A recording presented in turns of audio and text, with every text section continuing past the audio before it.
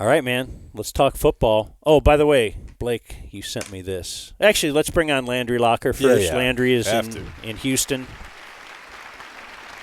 covering Super Wild Card Weekend for us in Houston. Still alive.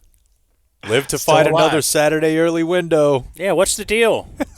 They've only lost that twice. They've played in it every time they've been in that round, and they've only lost in it twice. It's kind of their thing. Have the Texans ever played a Sunday playoff game? They've played a Sunday playoff game, but not in wild card round. Wild card round, it's been 3:30 at noon, literally every time in the entire history of the franchise. Seriously, like there's been no other. So it is a tradition like no other. I actually like it from like a perspective of covering the squad because you kind of just get to relax after. There's nothing in between. But yeah, it is a tradition like no other. Not being relevant, not going to any conference championships will do that to you.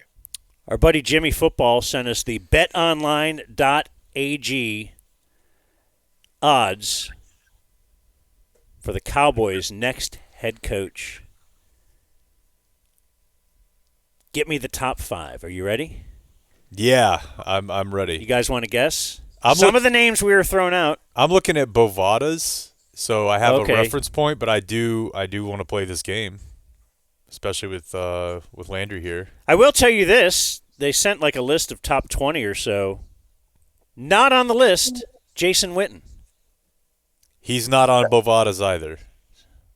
That's good. That's a good sign right there, right? We're good with that? Look, we don't know. I mean, we're trying to play the game of like who would they hire, who would be exciting for us.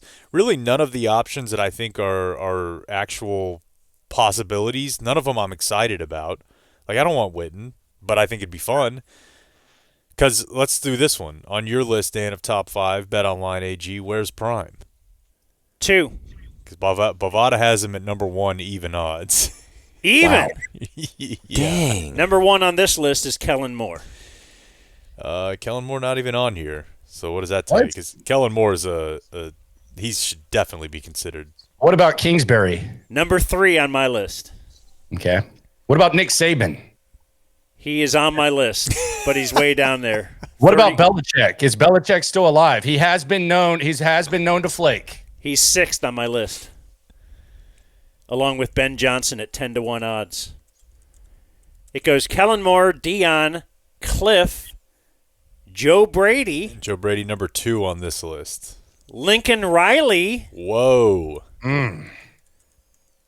Ben Johnson, Belichick, Brian Flores, Lane Kiffin, Liam Cohen,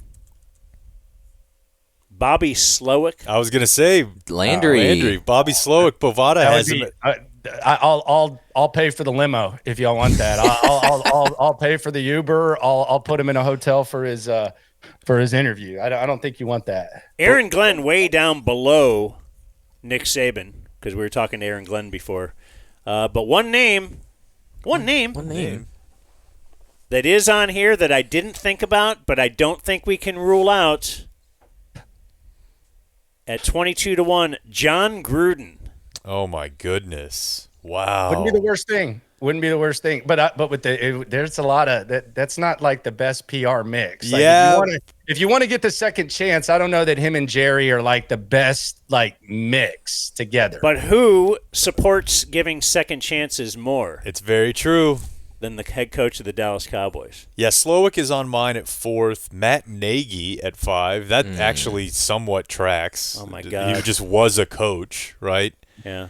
And then number 6 here, to let you know how serious Bovada's taking this, at plus 2,800, we have Tony Romo himself. Oh, wow. God, that'd be great. He's on See, this Mike, list. I have a guy that I think they should hire that I've been carrying this flag now for about 9 years. I actually wanted the Texans to hire him 3 years ago. I think Josh McCown is destined to be a head coach. I think it's early, but I don't think the Cowboys are going to get top tier. But if I were making a hire, I would hire Josh McCown. And it's a unique resume. It's unique experience. It's not traditional, but you're talking about a guy that played on 12 teams in the NFL, and he was a backup quarterback, which is basically an extra coach. Philadelphia thought enough of him to where Doug Peterson actually let him call plays during preseason. I think 2020 kind of caught up to him, so he stepped away and started his career a little bit later because there was all the Bieniemy stuff, and he got like 3 interviews with the Texans. He's a Texas guy.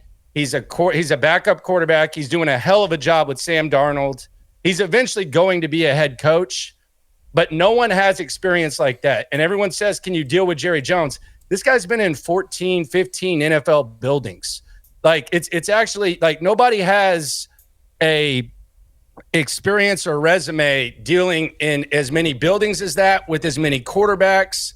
So if I were hiring somebody, I would hire Josh McCown. It's inevitably going to happen. It might be a little bit soon, but that would be who I would go with. Way outside the box, though. I don't hate that at all. I think that tracks as like a really good offensive mind. And we also know that he once filmed a PSA against internet porn.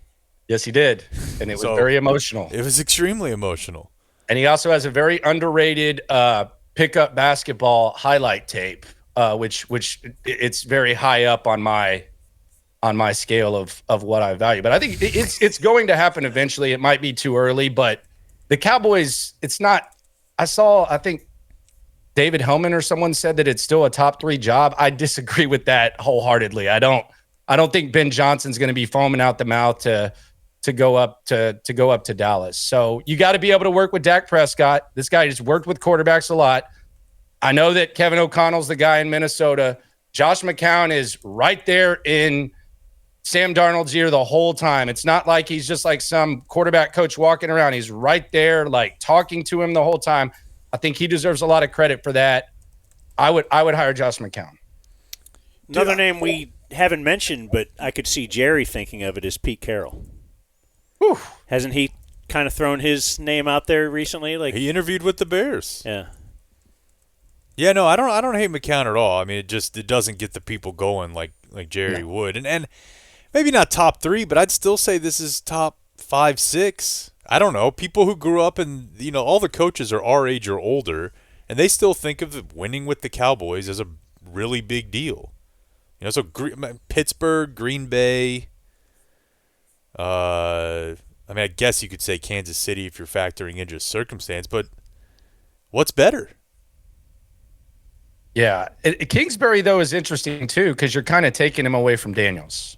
And I don't know, that might not mean much, but I know people look at him as being a head coach before as kind of like a scarlet letter, but, I mean, he's battle-tested. He's a battle-tested guy, and you're not only bringing him in, he also likes attention, and I think he can deal with crap. Like, that's another thing that you have to do. Like, he likes attention. He can deal with crap. He can work with offenses, and you're taking him away from basically the toast of the NFL right now and the toast of the division. I think he would fit perfectly here because he's going to stay hands off the defense, and I'd love the front office to handle that, and he'll just do his offensive thing and kind of be the guy walking around, being all Cliffy. And give me Cliff and Salah, and let's go.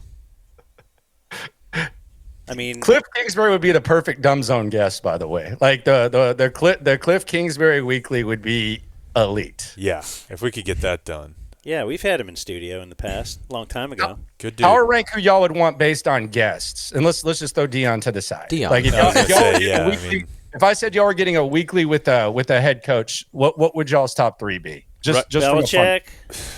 For Dan, it's Belichick. Obviously, Rex Ryan. Dan Campbell. Okay, Rex Ryan. Rex Ryan would be number 1 if we're throwing Dion out. John Gruden. John Gruden would be 2. Ooh, that'd be sick. And Cliff, certainly Cliff. Cliff would be that next part. How about Nick Saban? Alabama Jones. Alabama Jones. He's on the list here. Way down. This is fun. Way down the list. It is kind of fun. So, I don't think every game was a blowout. Philly was pretty close throughout. I think that's a deceiving final score. It is and it isn't.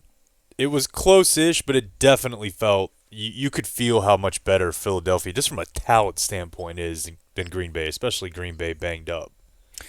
I don't think Jordan Love's 3 interceptions are getting as much attention as Justin Herbert's 3 interceptions. 4. 4 interceptions. Sorry. Yeah, 4.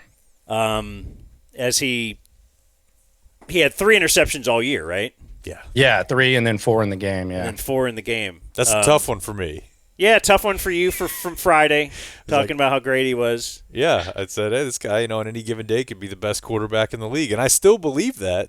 It's true. But that's the biggest game of his career, and to come out and play the worst game of your career, the Texans deserve credit because they were all over them. No, they deserve a lot of credit, and I think. Well, you tell us, Landry. To me, it's one of the biggest surprises of the weekend is that game. Just that Houston kind of would you say underperformed all year at least to our early expectations? Yeah, I would say so. I mean, they're definitely a defensive team. I will say that Justin Herbert is kind of quarterback that DeMeco Ryans can make look stupid. Josh Allen had the lowest passer rating of his career early in the season. They were kind of banged up at receiver. But this is actually the first time that the Texans front 7 has been healthy all year. They didn't have linebacker Christian Harris. He didn't play a lot. Azeez Al-Shire was suspended. And now they have like 5 or 6 guys they can just rotate. So they made him very uncomfortable. The result that happened, I think, is the most surprising, but it was kind of one of those games where I could have seen it going either way. But I definitely didn't anticipate the Chargers getting roughed up as much as they did. But the Texans do have a superpower at the front 7, which if you're going to make a run, whether it's the Jets with Rex Ryan or the Jags in 2017 with like a flawed offense, which the Texans have, that's really the recipe is get after the quarterback, and they did that. Yeah. If you can get a quarterback under severe pressure, we've talked about it for a long time. That is the way to do things. Boys, I look across the whole weekend. Yeah, boy, he was. If you look at 37 dropbacks, he had 19 under pressure and 18 kept clean. Yeah, and you wonder, like, are they going to be allowed to do that to Mahomes? I was talking about this today on the TV station. Hey. You might be talking about it again on a TV station. This could be on DZTV tonight. Whoa. Well, it should be. Yeah. It should be. Channel 27. Tune in, folks. This belongs like after 10 p.m. like on some channel. Like this just screams that. But I don't think you're going to be able to rough up Mahomes the way you rough up Herbert. And I'm not trying to be like the referee guy. Like I think the way in which they were abusing him, and there were a couple times where they slammed him to the turf, I think they'll find some way to throw a flag. Oh, here we go. On Mahomes. No, I'm serious. Like I'm just like that's just kind of the package of playing against the Chiefs. I think the craziest thing about the Chiefs that I think is interesting is I don't think they've peaked. Like I don't think they've peaked despite the fact they've lost one game. Like they haven't had Hollywood Brown all season long. I'm taking the over on his yardage no matter what the number is. I haven't even seen it drop yet. Whatever it is, I'm taking the over. They haven't had a healthy Pacheco. Travis Kelce's kind of been banged up. They just got DeAndre Hopkins in the middle of the season.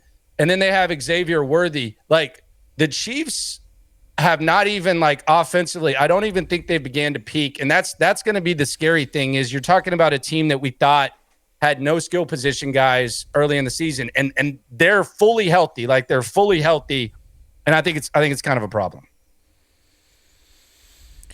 Yeah, and I think this is this is not like a X's and O's thing, but this feels like one of the first times where I really feel like America will actually be rooting for the Texans. Do you guys sense Chiefs hate out there in general? Yeah, it's just inevitable. Chiefs fatigue. Chiefs fatigue. But I don't know that America will be rooting for the Texans to beat them. I think we want to see the Chiefs in the AFC Championship game against what Ravens you or could Bills. Maybe argue is the Super Bowl is like next weekend anyway. Yeah, with the Bills. And I don't feel Chiefs hate as much as I do like Cowboys hate when they were good, or even Patriots hate. And I guess it was a longer time, but I just don't. are they really that hateable? They're not in your face. I love them. You get you get the T Swift Yeah, angle in Kelsey. there. Jackson Mahomes. Brittany Mahomes. Chiefsaholic. Did y'all watch the Chiefsaholic doc? Dude, I did. We didn't talk about it on the show because Dan, this is right up your alley. This is one of the best docs that they've had in a while. it is good, but I think it's just called Chiefsaholic. Yeah, No, it's but awesome. where? Amazon. Okay. Yeah, it's incredible. It is nuts. We followed the story pretty closely as it was happening, so I didn't learn a ton, but it is worth it. Just the But world. we did get to follow him post bail. That was the crazy thing, and we learned about his gambling problem. How he's basically like stacking up 150K on bets. Yeah. Rob a bank, go to the game, bet on the next game. And the funniest part is when he's out on bond, they're watching the Super Bowl with him, and he wins like $200,000 with an ankle monitor on. And then he cuts, and he's like, then "I that's won. when he runs. They're Cut like, this off." he's a threat to run because he might win these bets. And the crazy thing is, he has all these fans still that are still like supporting him just because of his internet. It's a good one. It is a really good one. See, I don't know how America would be the three-peat thing. Never been done. Could be the Chiefs, first time to do it. This could be that could be something fun to root for. Lamar, I think that could be something fun to root for. As could he finally win the big one? All that kind of stuff. Buffalo in general, I feel like people love. Fun to root for because of Buffalo, and they're Buffalo, and they got to the Super Bowl so often in the past, 4 years in a row, and now could they, do that? Yeah, maybe the Texans thing was a bad point. Obviously, Dan Campbell, that'd be fun to root for. Oh, yeah. If you're talking NFC, I could see. Detroit. No, yeah. So the AFC is loaded, obviously, but as far as fun stories to root for going forward. Who are y'all rooting for? I root for Lamar. I've never seen the goalpost moved so much on someone from like the levels of hate for Lamar. I just want him to win a Super Bowl, like really, really badly. But Well, he's got to get the title game first. well, see, there it is, right there. Exactly. You probably wanted to move him to wide receiver before the game. No, Maybe a slot. let's hand him every MVP we can, but yet he can't win a playoff game. Okay, they haven't even been no one to was complaining about Peyton Manning when he was winning MVPs and couldn't get it done. There's different energy with Lamar Jackson for whatever reason. He can't be a quarterback. Then he can't win in the regular season. Then he can't. It's a system. Then he wins in another system, and now all of a sudden he's just getting this treatment. I don't know. You should play the race card on Lamar. I do remember that about the race card. I remember that about Peyton Manning. I remember he can't win the big one anytime. Even when he was here and they were 10-0. Playing the Cowboys when Parcells was a coach, he lost like Thanksgiving Day or something like that, and it was like, see, big game, big nationally televised game. Peyton Manning will fold. That's when 1920s reporter guy talked to him. I don't think it's as much race. I think it's just dug in. Quarterbacks make idiots of us all. Like I don't think any position has made us look as foolish. Like I don't know that people thought that Jaden Daniels was going to be this, but. It just does seem like Lamar, like the bar just maybe it's just he's hiring the expectations of him, and I'm just a little bit defensive about him. I just find myself rooting for him. I don't know if Jaden Daniels will be in the league in 5 years. You're just falling back on the RG3 yeah, thing. just it's not crazy. Dude, his body. He can't protect himself. Yeah, he doesn't protect himself, and his body type, he's just small. Yeah, it's true, which makes the fact that 94 in red last night got stiff-armed in the backfield on the play of the game by a guy who looks like me at the free throw line getting called Kermit or pipe cleaners when I was in 10th grade. Like, you don't want to get stiff-armed by a guy that you're like, I don't know if you'll be in the league in 5 years. You're so small. Yeah. But I did see a tweet yesterday that that kind of touches on what you guys are talking about. It was somebody just said something to the effect of, here it is. The NFL playoffs are a great reminder that there are really only like 5 good quarterbacks at any given time in the NFL, and there is an entire media industrial complex dedicated to making you think otherwise, selling you hope. It's a fact because the debate you were talking about Herbert, like the debate, and I naturally just pushed back was, well, if CJ beats Justin Herbert, this was just kind of just something that someone brought up. Then he's a top 5 quarterback in the AFC. And I was like, huh? I don't know about that. And then you look at the quarterbacks in the AFC and you're like, I mean, I guess that they're battling out for that 5th spot. It's kind of fascinating. The NFC is even crazier, like. Who is the best? Right now in the NFC? Yeah. I guess it's Goff, right? Is it Goff? Daniels is playing as good as anyone. Is it Goff? Is it Daniels? Is it Stafford? Is it Hurts? Like, they're all just pretty good, but all capable of having really bad days. Like, in a way that you didn't see, Brady or Manning at their peak. The best in the NFL didn't have games like what you see from Jalen Hurts every now and then. Yeah, I'm trying to think. Baker, honestly, up until last night, I could have said Baker. Yeah. And even last night for most of the game. Lamar Jackson, though, is a very interesting study because he obviously was a free agent, now restricted, correct? You would have had to offer a couple of first-round picks and the biggest contract ever and all that kind of stuff. But quarterback being what it is, where a ton of teams were trying to trade for Deshaun Watson. So you think the Browns gave up a ton to get him, and the capper is the guaranteed contract. No other team was willing to do that. But, it could very easily be Atlanta that had given up 3 first-rounders and plus some and then signed him to, like, a deal that was almost as big. But he ended up going to Cleveland. Did you see the news on him, too? Supposedly re-injured himself while rehabbing, and, like, that's just everything I see related to that story, I figure there are 2 to 3 ulterior motives here. Yeah, I think he doesn't want to come back. They don't want him back. They don't want him back. Basically, they have a team of lawyers on each side sitting in a room trying to figure out how do we this. do this? Yeah, how do we make everybody look okay in this kind of. Yeah. But Lamar Jackson, I think, is unbelievable. Like, his body type is much different. Until you see him, like, right after a Jaden Daniels highlight, I feel like you don't really get it. Lamar's a thick MFer. Right. And then Derrick Henry, who was a free agent this offseason. Now, had the Cowboys signed him, and they really could have easily, 2 years, $8 million a year. That's what he got. And he's unbelievable. Do they do the innovative stuff that you see Baltimore doing? Do they direct snap to him and put Dak out wide, which is something I saw over the weekend? No. And then Derrick Henry all of a sudden takes that for 30 yards. Like, he's unbelievable. He's still unbelievable. No, he is. He's a home run. But even if they had just hit a double, I mean, Mixon had over 100 yards and almost 5 yards a carry on Saturday. He was available. Got a little less than Henry, and it's not like he had a good year. If Joe Mixon were on the Cowboys this year, their season with Rico would have looked very different. Yes, Rico is a backup, or is a compliment. Yeah, mix him up.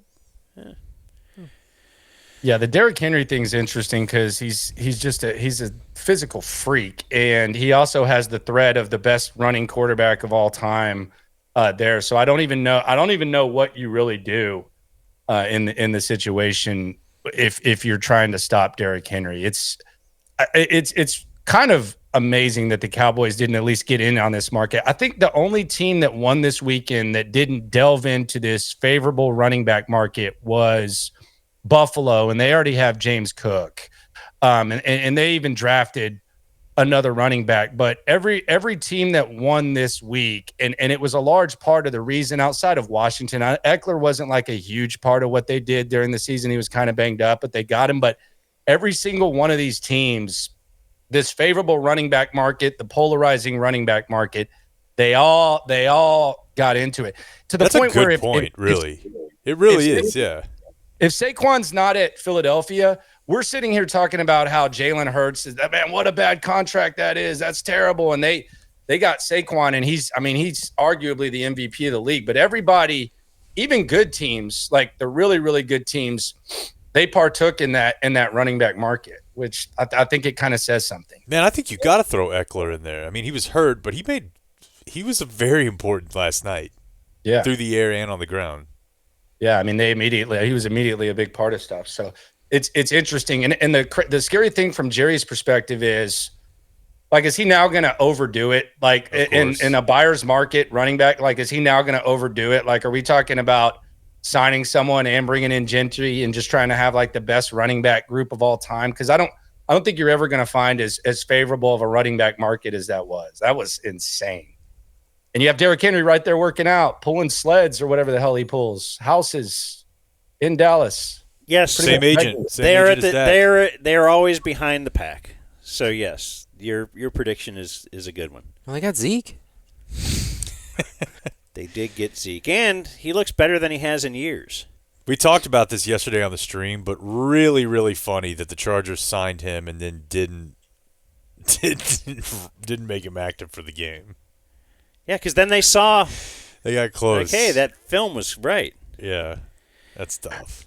Are y'all ready for Zeke to retire as a Cowboy? It's gonna be Oh, Mark Trumbo. my. Like The one day. Oh, he's got to do it one day. That is fantastic. Yeah. there's been nobody who has gotten more favors from Jerry in their entire life than Zeke, from paying him probably at the wrong time, drafting him early back Maybe that Alex Davis girl, Alexander Davis, the daughter. well. But other than that, He got a little something. yeah. No, you're right. And it's crazy. We talk about this all the time. I mean, we do hear from guys that play there that he's a good teammate or that they like playing with him. But you can't constantly say, like, this guy's the hard, or they don't say hardest worker, but they say a consummate professional, all he cares about is winning, and then be late so much that McCarthy's like, dude, I've got to suspend you for a game. You think McCarthy wants to do that? Of course And not. then not even make him gut it out. He should have gotten 30 carries in the final game of the season. Like I'm giving him the ball 50 times. Yeah, like, make your son smoke the whole pack. yeah, he's going 50 carries Yeah. just the whole time in that game, and you let him get out of the situation when it gets bad. Jerry loves Zeke. It's gonna be a big ceremony. Boy, He might end up in the Ring of Honor while we're talking. He might. No way. Dude. Hey, did you think they'd bring him back this year? His numbers are pretty impressive. Okay, notes I wanted to just make just from throughout the playoffs. The game you were at or watching, Dicker the kicker, that the blocked extra point that he thought was a pass attempt. Did he bat it down? Yeah, he that was funny. batted it down, and batted it right down to a player who could just run it back for 2 points. Pittsburgh losing its 6th straight postseason game. So obviously, if that was here, you'd be yelling for Mike Tomlin to be fired. Yeah, that's my idea. Are they Landry is just are they thinking of trade. that, or is it the fact that they haven't really had a good quarterback in some time, but they keep making the playoffs in the very tough competitive AFC? I think you got to give them that, and just imagine if they actually did have a quarterback.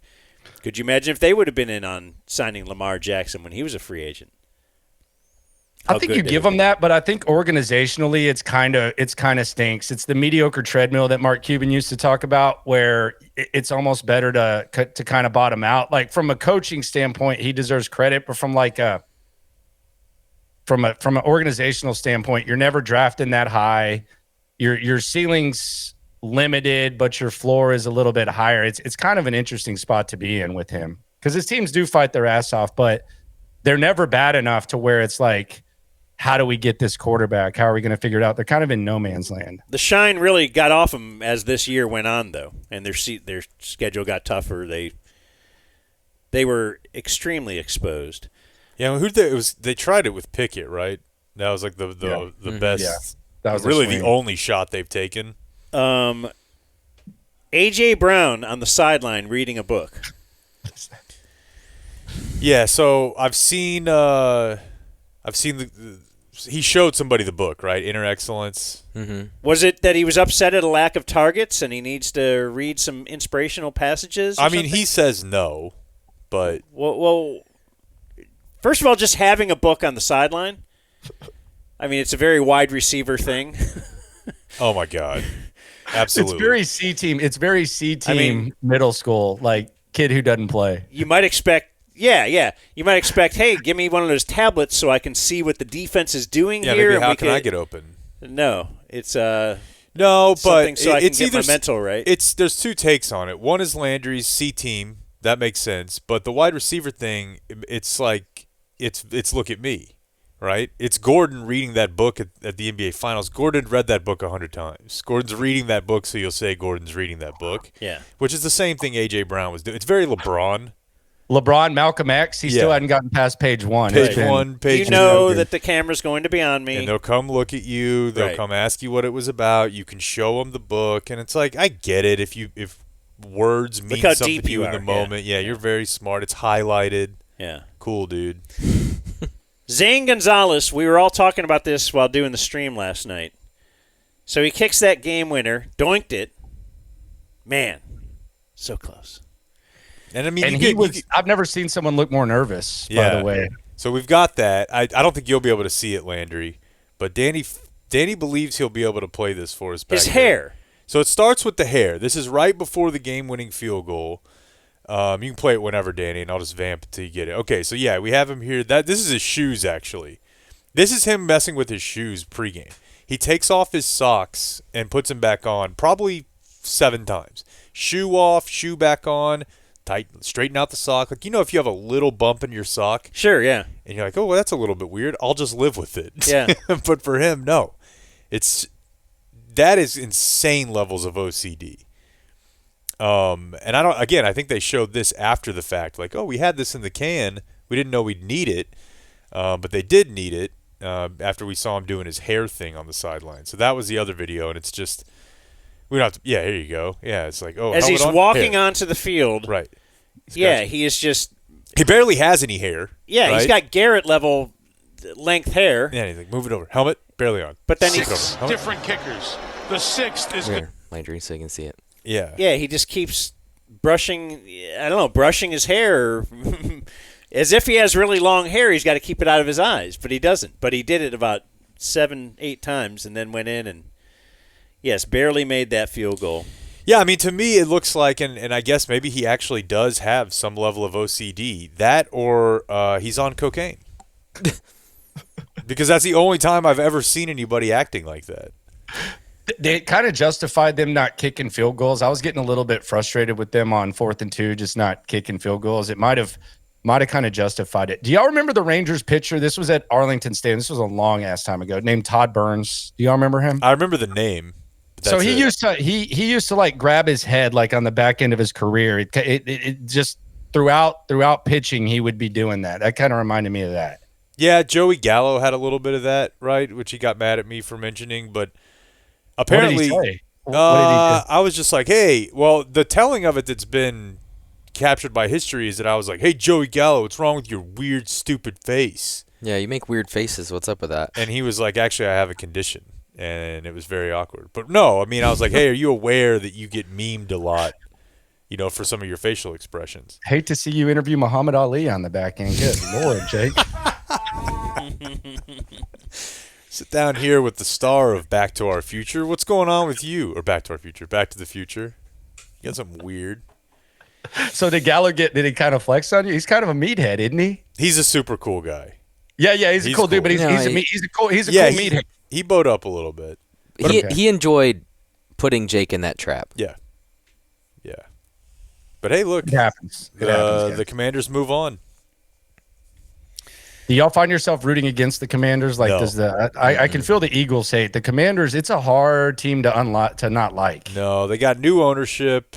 Yeah, they're fun. They're not. Dan. DQ, Cliff. Yeah. Rookie quarterback. I mean, I was rooting against them last night because you got to root for Baker, but that's part of the Baker thing. Nobody roots for Baker. He's up against the whole world. 8.5 dogs on the road indeed. Do. I did see this. Oh, what is it? 8.5, which is even bigger than Texans Chiefs. I bet that's going to go up too. What's Texans Chiefs? 7.5 right now.